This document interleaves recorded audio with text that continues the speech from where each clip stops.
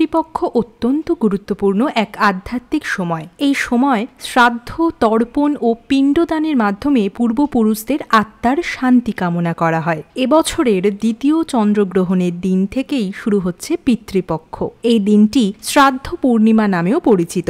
বৈদিক পঞ্জিকা অনুযায়ী এবারের পিতৃপক্ষ 2025 শুরু হবে 7ই সেপ্টেম্বর অর্থাৎ রবিবার এবং শেষ হবে 21শে সেপ্টেম্বর রবিবার। 7ই সেপ্টেম্বর ভাদ্র পূর্ণিমার দিন থেকে শুরু হচ্ছে পিতৃপক্ষ, আগেই বললাম। তবে এবারের পিতৃপক্ষ নানান কারণে বিশেষ।